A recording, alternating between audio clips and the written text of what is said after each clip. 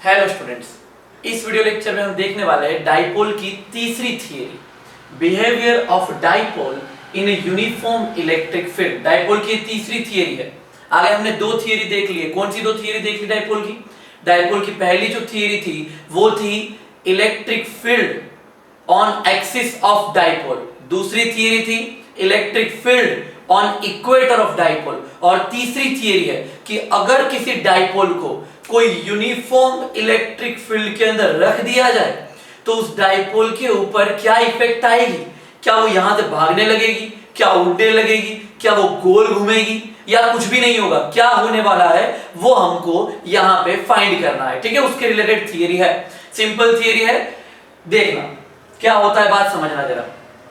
ये uniform electric field है, कौन सी डायरेक्शन में मैंने रखा है? यहाँ इस डायरेक्शन में, इसलिए यहाँ पे पॉजिटिव और यहाँ पे नेगेटिव, क्योंकि हम जानते हैं कि electric field positive to negative की तरफ जाता है। तो यहाँ पे मैंने इलेक्ट्रिक फील्ड को शो कर दिया है। ये कौन सा इलेक्ट्रिक फील्ड है? अपना यूनिफॉर्म इलेक्ट्रिक फील्ड। यूनिफॉर्म है, यूनिफॉर्म की कंडीशन मैंने बताई थी, है ना। सारी इलेक्ट्रिक फील्ड लाइंस एक दूसरे के पैरेलल और एक दूसरे से इक्वी डिस्टेंस होनी चाहिए, मतलब ये यूनिफॉर्म इलेक्ट्रिक फील्ड है। इस यूनिफॉर्म इलेक्ट्रिक फील्ड के अंदर हमने एक डाइपोल को रख दिया। डाइपोल पता है हमको, एक माइनस क्यू एक प्लस क्यू, और दोनों के बीच का डिस्टेंस कितना? 2 है। तो मैंने एक डाइपोल को यहां पे रख दिया है यूनिफॉर्म इलेक्ट्रिक फील्ड के अंदर। अब इसका बिहेवियर मुझे फाइंड करना है, क्योंकि मुझे वही क्वेश्चन पूछा है, बिहेवियर ऑफ इलेक्ट्रिक डाइपोल। ये electric dipole placed in uniform electric field, uniform field electric field के अंदर रखी हुई है। अब पहली बात, कोई चीज भागने कब लगती है? जब उसके ऊपर कुछ नेट फोर्स बचे तब। अब यहां कंडीशन जरा देखो, फोर्स की अगर हम बात करें तो फोर्स देखो जरा। एक फोर्स ये प्लस क्यू के ऊपर, कहां प्लस क्यू चार्ज है, इलेक्ट्रिक फील्ड इस डायरेक्शन में है, मतलब यहां पे नेगेटिव है। तो ये नेगेटिव ये पॉजिटिव चार्ज को अपनी तरफ अट्रैक्ट करेगा, मतलब कि एक फोर्स लगेगा इस तरफ, ये डायरेक्शन में। समझ में आई ना बात? ये फोर्स लगेगा इस तरफ, ये फोर्स को मैंने बोल दिया F1। ठीक है, ये फोर्स लगेगा इस तरफ, इसको मैंने बोल दिया F1। उसी तरीके से एक फोर्स इस तरफ लगेगा, एक फोर्स इस तरफ लगेगा। क्यों? क्योंकि ये नेगेटिव चार्ज है, यहां पे क्या होगा? पॉजिटिव। तो ये माइनस क्यू को ये पॉजिटिव अपनी तरफ अट्रैक्ट करेगा, तो यहां से एक फोर्स लगेगा इस तरफ, ये फोर्स को मैंने नाम दे दिया F2। एक फोर्स इस तरफ लगा, एक फोर्स इस तरफ लगा, मतलब दोनों फोर्स अपोजिट डायरेक्शन में है।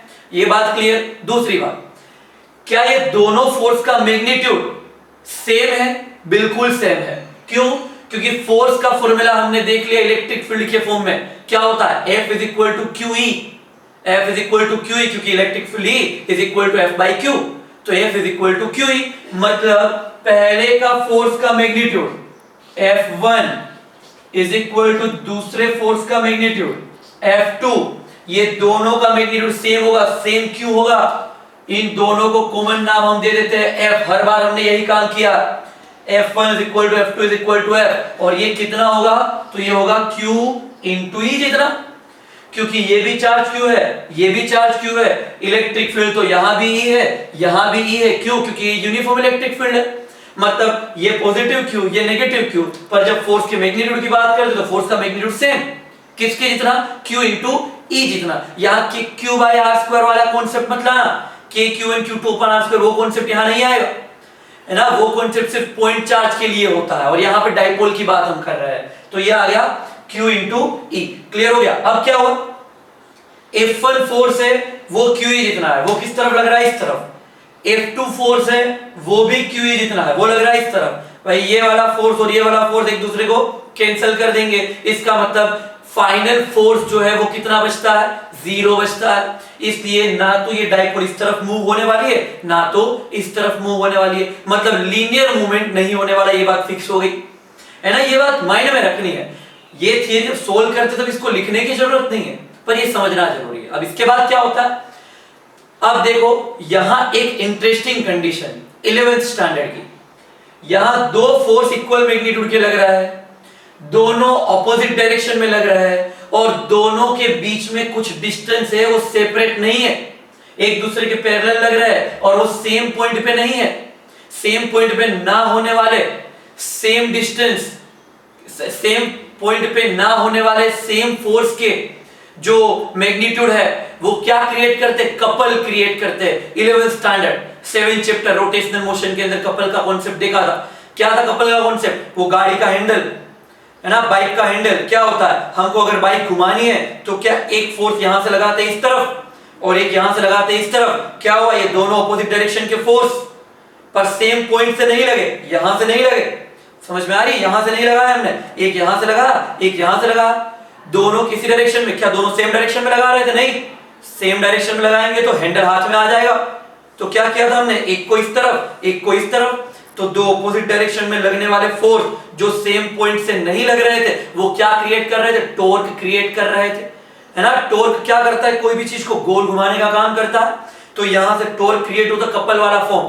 टेक्स्ट बुक का एग्जांपल वो डब्बे का ढक्कन वाला, बराबर, एक अंगूठे से इस तरफ धक्का मारते हैं, उंगलियों से इस तरफ, तो क्या हुआ, दो अलग अलग डायरेक्शन में ऑपोजिट डायरेक्शन में फोर्स पर दो डिफरेंट पॉइंट से लगने वाले फोर्स। इसका सीधा मतलब ये हो गया कि ये वाले डाइपोल के ऊपर टॉर्क लगने वाला है, कपल के फॉर्म में टॉर्क लगने वाला है। इसीलिए इस थ्योरी का दूसरा नाम क्या है, इस तरीके से भी आ सकती है theory exam, torque acting on a dipole in uniform electric field. Uniform electric field के अंदर जो डाइपोल रखी हुई है उसके ऊपर लगने वाले टॉर्क की थ्योरी डिराइव करनी है। समझ में आई ना बात? तो अब टॉर्क फाइंड करेंगे। पहले इसीलिए मैंने नहीं बताया क्योंकि मुझे फोर्स नहीं लगेगा वो बता रहा था, लीनियर मूवमेंट नहीं होगी, सिर्फ कौन सी मूवमेंट होने वाली है, रोटेशनल मूवमेंट होने वाली है। क्लियर हो गया? मतलब हमारा पूरा कॉन्सेप्ट टॉर्क के ऊपर जाएगा। तो टॉर्क का फॉर्मूला फिर से 11th स्टैंडर्ड से उसी चैप्टर से, टॉर्क का फॉर्मूला हमारे पास डायरेक्ट फॉर्मूला है। क्या फॉर्मूला है? तो टॉर्क इज इक्वल टू क्या था, magnitude of force, magnitude of force into magnitude of force into क्या था, perpendicular distance between two forces, perpendicular distance between two forces.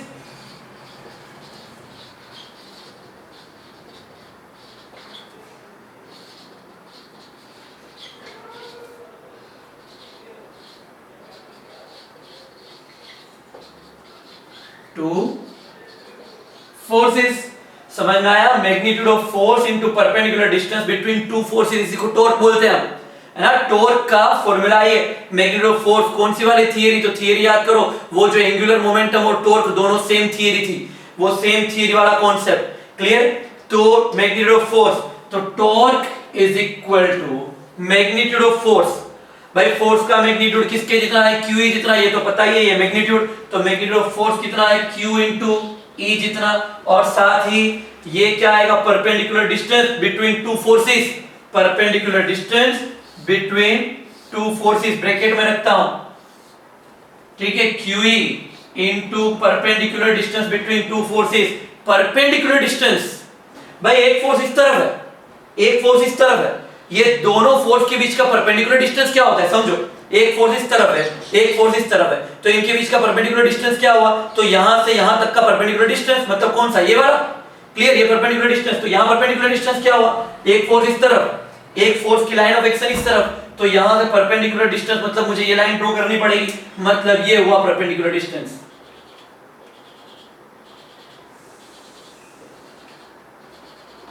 Clear हुआ? ये परपेंडिकुलर डिस्टेंस, तो मुझे पहले काम क्या करना पड़ेगा, एक ट्राइंगल बना दिया, ठीक है, ये एक ट्राइंगल बना देते हैं,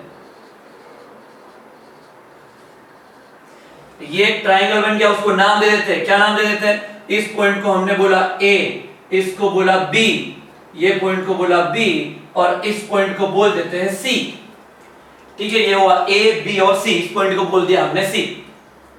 अब क्या होगा, Q into perpendicular distance between two forces, कौन सा परपेंडिकुलर डिस्टेंस कौन सा है, तो BC, ये डिस्टेंस जो है वो परपेंडिकुलर डिस्टेंस है, मतलब ब्रैकेट में BC रख दिया।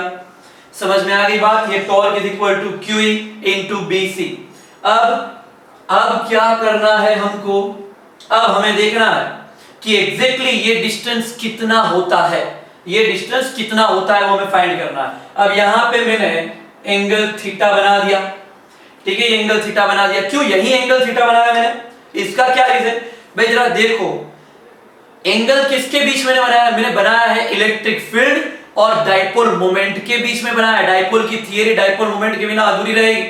तो डाइपोल मोमेंट कौन सी डायरेक्शन में है, तो हमने बताया था डाइपोल मोमेंट कहां से कहां होता है, negative charge to positive charge होता है, मतलब डाइपोल मोमेंट P इस डायरेक्शन में, यहां पे है ना, इस डायरेक्शन में डाइपोल मोमेंट P है, ये हो गया डाइपोल मोमेंट P का डायरेक्शन ऊपर की तरफ। क्लियर हुआ? मतलब जो मैंने एंगल थीटा बनाया वो किसके बीच में बनाया है? तो डाइपोल मोमेंट P और इलेक्ट्रिक फील्ड E के बीच में मैंने थीटा बनाया है। क्लियर हो गया? ये थीटा E और P के बीच का एंगल है, तो इनटू बेस ये हो गया। अब किस तरीके से फाइंड करें? हमें ये डिस्टेंस फाइंड करना है, तो सीधा थीटा का कौन सी साइड है? ऑपोजिट साइड है, मतलब क्या ले ले? साइन थीटा, क्योंकि ये डिस्टेंस तो 2 है, हमको पता ही है, ये डाइपोल का डिस्टेंस 2 है, मतलब यहां से साइन थीटा को कंसीडर करते हैं। From figure sine theta is equal to क्या होगा? Opposite upon hypotenuse. ऑपोजिट क्या है? ऑपोजिट है BC डिवाइड बाय हाइपोटेन्यूज क्या हुआ? AB डिवाइड बाय AB मतलब डायरेक्टली कितना हुआ? ये 2a जितना। क्लियर? A से B का डिस्टेंस कितना हुआ? 2a जितना। तो BC को सब्जेक्ट बना दो, तो BC is equal to 2a sin theta. Clear हो गया? यहां तक का BC की वैल्यू हमको मिल गई 2a sin थीटा। ये BC की वैल्यू को इसके अंदर अगर रख दे तो क्या होगा? So torque is equal to QE as it is into BC की जगह पे क्या आ गया? 2a sin थीटा, ये आ गया 2a sin थीटा। क्लियर हुआ? QE into 2a sin theta, तो क्या बना? Torque is equal to 2AQ into E sin theta. क्या क्या मैंने 2a और q को साथ में ले लिया और E sin थीटा को साथ में ले लिया, तो ये torque is equal to 2QA। क्या होता है? डाइपोल मोमेंट P, पता है ना? Dipole moment P is equal to क्या होता है? Q into 2a। ठीक है ना? Dipole moment P is equal to Q into 2a, तो Q और 2a को हमने बोल दिया P, तो dipole moment P E sin theta. Torque का फॉर्मूला हो गया PE sin थीटा, और अगर sin थीटा को निकाल दिया जाए और वेक्टर के फॉर्म में कन्वर्ट किया जाए तो इसको हम लिख सकते हैं वेक्टर, इसको टाउ बोलते हैं, पता है ना? टॉर्क इज इक्वल टू क्या हो गया? P cross E। ये वैल्यू हमको मिल गई। किसकी वैल्यू मिल गई हमको? टॉर्क का फॉर्मूला मिल गया। हमको यही फाइंड करने के लिए बोला था, ये हमारी थ्योरी सोल्व हो गई। टॉर्क की इक्वेशन डिराइव करनी थी, torque is equal to P cross E, हमने फाइंड कर लिया। क्लियर हो गया यहां तक का? अब इसके बाद और एक क्वेश्चन इसी के अंदर होता है कि ये डाइपोल के अलग अलग टाइप के केसेस होते हैं। वो क्या है केसेस, जरा देखना। पहला मैं लिखता हूं, फर्स्ट केस क्या बनता है कि अगर P और E दोनों सेम डायरेक्शन में है, P और E दोनों सेम डायरेक्शन में, मतलब क्या? ड्रॉ करके बताता हूं, देखो थोड़ा छोटी फिगर ड्रॉ करता हूं। P और E अगर दोनों सेम डायरेक्शन में है तो क्या होगा? हमारा इलेक्ट्रिक फील्ड इस तरफ है। क्लियर? इलेक्ट्रिक फील्ड E इस तरफ है, हमको समझ में आ रहा है। यहां पे पॉजिटिव होगा और यहां पे होगा नेगेटिव, और डाइपोल क्या बोला? P और E दोनों सेम डायरेक्शन में अगर हुआ, मतलब मैं यहां पे लिखता हूं P parallel to E। Clear? P parallel to E, P और E दोनों सेम डायरेक्शन में अगर हुए तब कैसे ड्रॉ कर सकता हूं मैं? मुझे रखना पड़ेगा डाइपोल को इस तरीके से, ये हुई -q और ये डाइपोल और ये हुआ +q, क्योंकि इसी कंडीशन में ये हुआ ना, क्या हुआ? ये -q और ये +q, तो -q से +q की तरफ हमारा डाइपोल मोमेंट P गया, -q से +q की तरफ डाइपोल मोमेंट P गया, मतलब इलेक्ट्रिक फील्ड भी इसी डायरेक्शन में, डाइपोल मोमेंट P भी इसी डायरेक्शन में, मतलब क्या हुआ? थीटा इज इक्वल टू कितना आया? 0 डिग्री। क्यों? क्योंकि थीटा कौन है? डाइपोल मोमेंट P और इलेक्ट्रिक फील्ड के बीच का एंगल। अब P मैंने यहां तो कहीं बीच में रखा था, पर अगर मेरे पास ऐसी कोई कंडीशन है कि डाइपोल मोमेंट P और इलेक्ट्रिक फील्ड दोनों सेम डायरेक्शन में हो, तब theta is equal to 0, P parallel to E मैंने लिख दिया। वैसी कंडीशन में टॉर्क कितना होगा? तो देखो जरा, टॉर्क का फॉर्मूला क्या है? Torque is equal to PE sin theta, और थीटा इज इक्वल टू क्या रखना है? 0, तो torque is equal to P sin 0, तो torque is equal to PE sin 0 is equal to 0, तो टॉर्क इज इक्वल टू क्या आ गया? 0। समझ में आ गई बात? ये टॉर्क इज इक्वल टू 0। मतलब टॉर्क नहीं लगेगा इस कंडीशन में, तो इस कंडीशन में फोर्स भी नहीं लगेगा, इस कंडीशन में टॉर्क भी नहीं लगेगा। मतलब क्या, जो अपनी डाइपोल है वो डाइपोल कैसी रहेगी, स्टेबल। समझ में आ रही है ना, डाइपोल कैसी रहेगी, स्टेबल, एकदम इसी जगह पे, हिलना ही नहीं है उसको, क्योंकि टॉर्क की वैल्यू 0 है तो हिलना नहीं। मतलब ये कौन सी कंडीशन हुई, ये हुई स्टेबल कंडीशन। तो इसको बोलते हैं हम स्टेबल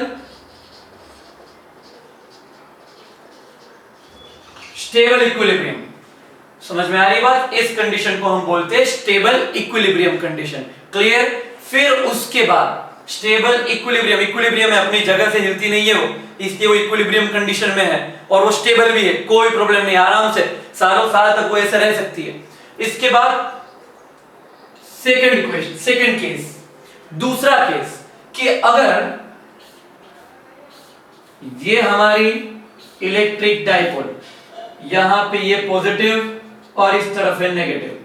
अब ऐसी कंडीशन है कि भाई P is anti parallel to E, P is anti parallel to E, मतलब P और E एक दूसरे से ऑपोजिट डायरेक्शन में। कैसे हो सकता है, ड्रॉ कैसे कर सकता हूं मैं, देखो इलेक्ट्रिक फील्ड तो इसी तरफ है, इलेक्ट्रिक फील्ड E तो इसी तरफ है, कंडीशन खास ध्यान रखना ये सारी, इलेक्ट्रिक फील्ड E तो इसी तरफ है अभी भी, पर जो अपना डाइपोल है वो डाइपोल मोमेंट इस तरफ होनी चाहिए, एंटी पैरेलल तभी हुआ, इलेक्ट्रिक फील्ड इस तरफ, डाइपोल मोमेंट इस तरफ, डाइपोल मोमेंट इस तरफ कैसे आ सकती है, तो भाई इस तरफ नेगेटिव रख दो, इस तरफ पॉजिटिव रख दो, कि डाइपोल मोमेंट की डायरेक्शन नेगेटिव टू पॉजिटिव होती है। मतलब अगर मुझे डाइपोल मोमेंट को इस तरफ लेना है तो मेरे नेगेटिव चार्ज को इस तरफ रख दिया, पॉजिटिव चार्ज को इस तरफ रख दिया, तो डाइपोल मोमेंट P इस डायरेक्शन में हो गई, तो इलेक्ट्रिक फील्ड इस तरफ और डाइपोल मोमेंट इस तरफ, दोनों के बीच का एंगल कितना हुआ, 180 डिग्री। तो यहां पे theta is equal to 180 degree, है ना, दोनों ऑपोजिट डायरेक्शन में, तो क्या हो गया 180 डिग्री। फिर क्या हुआ, torque is equal to P sin 0 की जगह पे sin 180, तो torque is equal to PE sin 180, so torque is equal to PE sin 180 is equal to भी 0 होता है, और sin 180 is equal to 0 is equal to answer भी क्या आ गया अपना 0 आ गया। समझ में आ गई यहां तक की बात, तो ये टॉर्क is equal to भी यहां भी 0 हुआ। पर यहां पे कंडीशन क्या है जरा समझना, टॉर्क 0 है मतलब ये डाइपोल इक्विलिब्रियम में है, डाइपोल अपनी जगह से हिलने वाली नहीं, ठीक है ना, डाइपोल अपनी जगह से हिलने वाली नहीं है। पर प्रॉब्लम कहां आएगा, यहां पे जरा देखो, ये नेगेटिव ये पॉजिटिव, मतलब ये इसको अटैक कर रहा है, उसी जगह पे बैठने की इच्छा हो रही है इसकी, ये पॉजिटिव ये नेगेटिव ये भी इसको अटैक कर रहा है, कोई प्रॉब्लम नहीं है, सब कुछ सही चल रहा है। पर यहां पे क्या प्रॉब्लम है, टॉर्क तो 0 आया पर ये पॉजिटिव और ये पॉजिटिव, मतलब ये इसको कोई भी तरीके से यहां रहने देना नहीं चाहता है, पर मजबूरी में रखना पड़ता है क्योंकि टॉर्क 0 है और फोर्स भी 0 हो रहा है अल्टीमेटली, दोनों ऑपोजिट डायरेक्शन में। वैसे यहां ये नेगेटिव, इसको यहां रहने की इच्छा नहीं है पर मजबूरी में रहना पड़ रहा है, मतलब इक्विलिब्रियम है पर वो स्टेबल नहीं है, स्टेबल बिल्कुल भी नहीं है। ये कैसा है, ये है अनस्टेबल इक्विलिब्रियम, ठीक है, ये है unstable equilibrium condition. Unstable equilibrium condition, unstable का मतलब और स्टेबल का एग्जैक्ट मीनिंग मैं तुमको समझाऊं। देखो अगर ये स्टेबल है ना तो क्या होगा, मैं इसको थोड़ा सा इसे ऊपर कर दूंगा ना तो वापस अपनी जगह पे आ जाएगा, थोड़ा ऊपर कर दिया अपनी जगह, नीचे कर दिया अपनी जगह, ये होता है स्टेबल इक्विलिब्रियम। अपनी जगह पे, इक्विलिब्रियम मतलब अपनी जगह पे है, पर स्टेबल का मतलब क्या, थोड़ा सा हल्का सा ऐसा करने के बाद वापस अपनी जगह पे आ जाता है। अनस्टेबल में क्या होता है, ये अनस्टेबल इक्विलिब्रियम है, मतलब ये दूसरी वाली कंडीशन, इसको अगर मैंने थोड़ा सा ऊपर किया तो ये वापस अपनी जगह पे नहीं आएगा क्योंकि ये तो इसको भगाना ही चाहता था कब का, पर एग्जैक्ट ऐसे रखने की वजह से वो भगा नहीं सका था। पर अगर मैंने उसको हल्का सा भी ऊपर कर दिया तो ये पूरी डाइपोल ऐसे घूम के यहां पे आ जाएगी, है ना, और फिर स्टेबल हो जाएगी। तो क्लियर हुआ, अनस्टेबल मतलब क्या, मजबूरी में रहना पड़ता है, थोड़ा सा भी धक्का लगा पूरा घूम के अपनी जगह पे वापस आ जाएगा। क्लियर हुआ ये कॉन्सेप्ट क्या है। और लास्ट कंडीशन, थर्ड कंडीशन क्या, P और E एक दूसरे के परपेंडिकुलर, मतलब डाइपोल मोमेंट 90 डिग्री पे रख दी, जब 90 डिग्री पे रख दिया तब क्या होगा, ये 1 2 3 4 एंड 5 लाइंस मैंने ड्रॉ कर दी, ये इस तरफ आ गया पॉजिटिव, इस तरफ आ गया नेगेटिव, और डाइपोल मोमेंट को मैंने परपेंडिकुलर रखना, तो परपेंडिकुलर मतलब क्या हो गया, डाइपोल मोमेंट इस तरह, डाइपोल इस तरीके से आ जाएगी, यहां पॉजिटिव लूं चाहे यहां पॉजिटिव लूं, कोई फर्क नहीं पड़ता, क्योंकि डायपोल मोमेंट या तो ऊपर जाएगी या तो नीचे जाएगी, जो कि इलेक्ट्रिक फील्ड को तो परपेंडिकुलर होना ही है। यहां नेगेटिव टू पॉजिटिव मतलब डायपोल मोमेंट आ गई ऊपर की तरफ, परपेंडिकुलर दिख रहा है हमको, ये 90 डिग्री दिख रहा है, ठीक है ना। तो ये थीटा कितना हुआ 90 degree, theta is equal to क्या हुआ 90 डिग्री, 90 डिग्री। तब क्या हुआ फिर से torque is equal to P E sine 90, तो torque is equal to P E sine 90 is equal to 1, मतलब टॉर्क इज इक्वल टू क्या आंसर मिल गया हमको पीई। ये दोनों में आंसर टॉर्क का 0 मिला था, टॉर्क नहीं लग रहा था, यहां टॉर्क लगेगा, कितना लगेगा पी जितना, पी मतलब क्या मैक्सिमम, क्यों क्योंकि साइन थीटा की मैक्सिमम वैल्यू 1 होती है, मतलब मैक्सिमम टॉर्क लगेगा कब, जब ये डायपोल इलेक्ट्रिक फील्ड के परपेंडिकुलर रख दी जाए तब। और क्या ऐसी कंडीशन में वो इक्विलिब्रियम होगा, नहीं होगा, बिल्कुल इक्विलिब्रियम नहीं होगा, मतलब यहां पे क्या आएगा नॉट इक्विलिब्रियम कंडीशन। ये कंडीशन कौन सी, नॉट इक्विलिब्रियम कंडीशन। समझ में आ गई पूरी बात, बिल्कुल क्लियर। तो ये थ्योरी हमारी कंप्लीट हुई, behaviour of dipole placed in uniform electric field. Done, ठीक है। इसके बाद इसका एक न्यूमेरिकल बचता है, वो हम देखेंगे और फिर हम फ्लक्स के कॉन्सेप्ट पे जाएंगे। तब तक के लिए ऑल द बेस्ट।